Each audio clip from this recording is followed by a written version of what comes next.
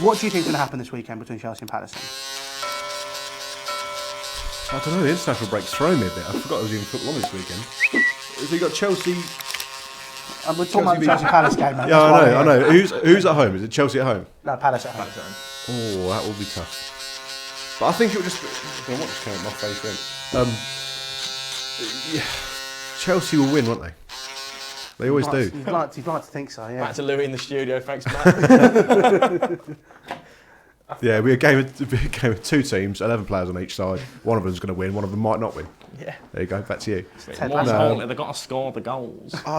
Chelsea, it doesn't matter how badly they're doing, they always seem to get a result. That's what annoys me about Chelsea. Scores as well. Like Mason Mount. He's not shit. We're not having this conversation again. But then again, you spent 300 million, so you should win, really, shouldn't you? Yeah, no. I mean, we spent 300 million, but the top owner doesn't know. Got that absolute traitor. What's really funny is I saw this morning, right? So we're filming this on a Wednesday. Saw this morning, right? He goes, he's already got someone out to invest in another football club in Europe. He's not even got the first one right yet. That's Americans for you. I'm like, what are you doing? John Texas took over Palace, yeah, and I think that's why we got 80 million to spend last year, which is fair enough. And he's bought Lyon in France. He's bought another team in Portugal. He's definitely bought Botafogo in Brazil. Oh, is it this for the value you were talking about? Botafogo, yeah, you know, he's like I think he could be one of our main shareholders now. He bought Botafogo and he's bought a Belgium club. So he's bought four clubs. Was Anderlecht he bought, wasn't it? No, it's like Molenbeek. They're like the second division, and he's loaned Luke Plange there. Luke Plange. Luke Plange. Yeah, Luke Plange or Plange. I think it's Plange actually. They did a pronouncing video, didn't they? Yeah. That was good. Mark Gay. People call him Guay. Gay. Yeah. I don't know. But yeah, and now like all his focus is on Botafogo and Lyon. Like he's never at Palace, so everyone's kind of like kicked off. But he did say like he trusts like Parish and Freeman and that to like, run the club. Parish and Freeman. But it's just like if we need money to spend on transfer targets and we haven't got it or we're not spending it, of course you're gonna get a bit annoyed when he's going around buying every club in the world. It's not that worries me. I don't trust him. The more and more I listen to him, the more and more I look at him, the more and more nervous I get. When United, at the beginning of the season, were going so downhill, they looked like they had no way back. I was like, yeah, you're like the next United.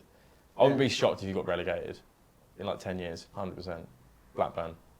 You being serious? 100%. If you're spending 60 million on Cuccarella, even thinking about that for Gordon, these players are nowhere near a standard for mid-table teams. Cuccarella's a good player, mate. He's not a £60 million player. He's not, but it's the He's not a player when you league. He's not going to be a difference of a player when you. Why would you want to replace Chilwell? You've got Chilwell. No, but this was the opportunity to give Chilwell more competition, and also Cuccarella can play on the. I think the whole purpose of him playing is that he can play on the left side of the three, so they play him at centre back as well. I don't think he's an Alonso upgrade. Really? I don't think he's an Alonso upgrade. Purely based on they probably defend the same. They can probably run the same speed. No. Alonso can score a free kick. Cuccarella can't. Oh mate, have you ever watched Cuccarella? Have you ever watched Cuccarella made Alonso? about 3 I know he played for Brighton Chelsea. and you hate He played it. like 3 games. No, you've bought. What's so annoying? You've bought an attacking fullback. Is that what you've done? You bought him because he's a wing back? Yeah. Right, okay. What do you want him to do? Defend or attack? Which one? You want him to be able to be half decent at both, i.e. Chilwell. Right, Alonso couldn't defend to save his life. I think he got 1 goal and a goal and assist last year. He got 2 out of like 35 games. Did games. you see his defensive attributes? No. He's won like... Graham Potter, yeah, fair enough. So maybe it'll work well because you've got Potter now. Well, this is it, and I think there's an opportunity. But he's not there. a 60 mil player at all. Okay, but so... Haaland was cheaper. He's throwing ridiculous money at ridiculous players. I mean, because what he's wasn't doing, cheaper. he's picking the best player at not the greatest club. So of course they're going to ramp up the prices massively. Okay. If you think if Cuccarella was playing for someone like United and he was like second choice, you'd be paying 60 mil for him. He was Brighton's player of the year, so obviously they're going to kick up quite fast. Okay, but then so Palace, for example, say we came in and looked at Anderson. Yeah. We'd be paying that same price, right? Would we not? But he's not worth that amount. Anderson's a very good player. If someone says 60 mil, I'd take that because he's not worth that. But this is the point. It's that if you look at football finance, and literally the bigger clubs are going to pay more money for players that don't deserve that fee. I agree. When we're paying 60 million for Gordon, that's ridiculous. That's but then ridiculous. if you balance it out, if you look at it, right, you're taking the best player from a club, realistically. They're not going to challenge it. They're going down anyway. No, Everton aren't going to go down. No, they should do. But you've got taking the best player from a club. You've got somebody who realistically has got a lot of potential in terms of age, where he's playing at the minute, what he offers to the team. You know, you've taken the biggest asset. That all adds up on top of an already existing transfer value, which is exactly what happened with Cuccarella. You don't target them ones. If you're a clever owner, you don't target that. We got Elise over 7 million because it was a target at the time. He was running out of contract. The club needed money, so we've absolutely pulled their pants down. That's how you got to do it. Elise was not a £7 million player at that time. No, but Chelsea and Palace, two very differently run clubs. Where's Right, Elise but would you not have Elise as a second backup?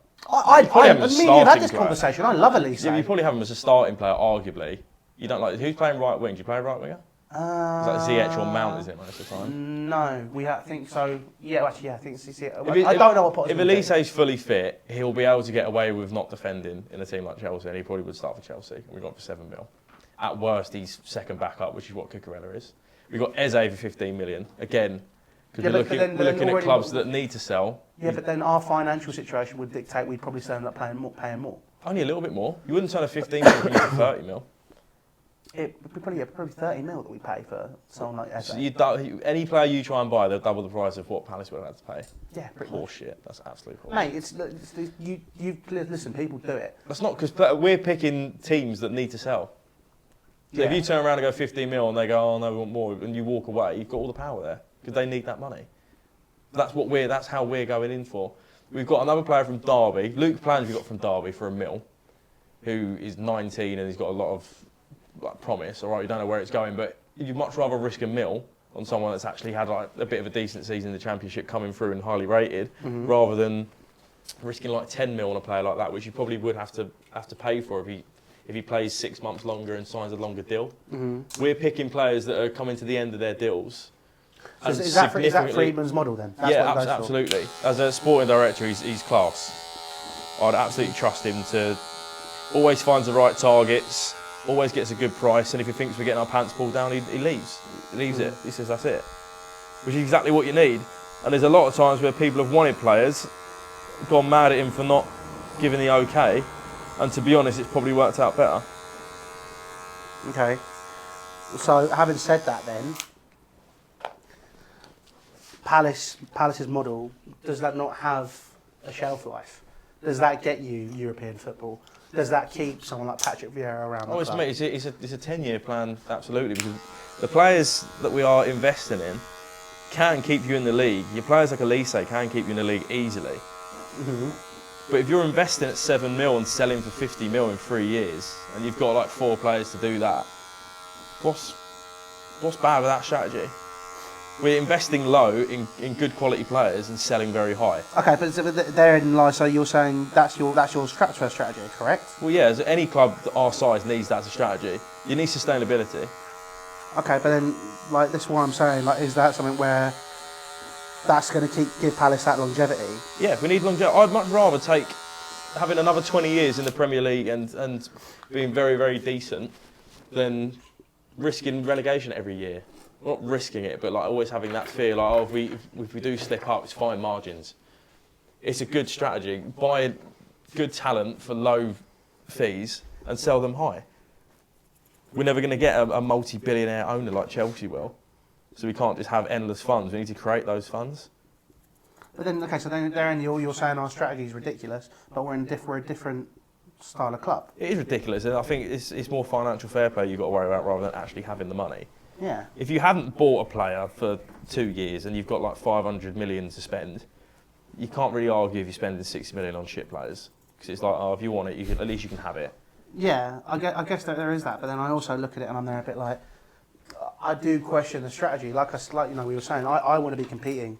You're far off. We're miles off. Miles off.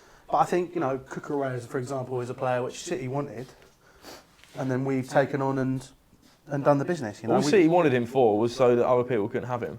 So you've overpaid. They wanted him as a left back because they could move Cancelo back to right back. Right, but that doesn't Walker play right back in a back four? Not regularly. In a back four or back five, he goes centre back, doesn't he? Yeah, he's not playing. He's not regularly. Playing. Who plays there if he doesn't? Yeah. They normally switch it in with someone like, so it thinks like normally him or Ake or something weird like that. Ake at right back. I'm pretty every game I've ever played. There's a player that goes in there. It's not Walker right back. John Stones has been playing there recently. He's been playing centre back, I'm pretty sure. When we played him, it was Walker right back. You're not playing in the Champions League at right back, John Stones? I think you centre back. I thought you played I around. don't know. I don't know. Yeah, it is what it is. Look, I think it's a step in the right direction for us. What you're doing? Yeah. Absolutely not. I think you're putting yourself into a hole that you're not going to be able to get out soon. We'll see. You're putting too much money on shit. If you're the amount of money you're spending is not a problem as long as you're spending it on the right players. What's Cuccarella's resale value? It doesn't really have any. Exactly. Why are you doing that? Because we're not looking to resell him. But is he a star player? Starter. You only put that money on star players that have low resale values. Okay, so If by they're a that star argument, player. Right. when Liverpool spent 75 million on Virgil van Dijk, Yeah. you're saying exactly the same thing. Well, no. What's his resale value at the time? How old was he? If they really needed to sell him, they could have sold him in 2 years' time For more than 75 million pounds. Absolutely. Maguire went for 80 million the season after. Yeah. It was going up and up and up. But he's young. You're not signing a 30-year-old. Say you signed Thiago Silva for fucking 60 mil when he was like 33. You know you're never getting that money back. You hope that he's going to have to perform to 60 million pounds worth of performance. Yeah.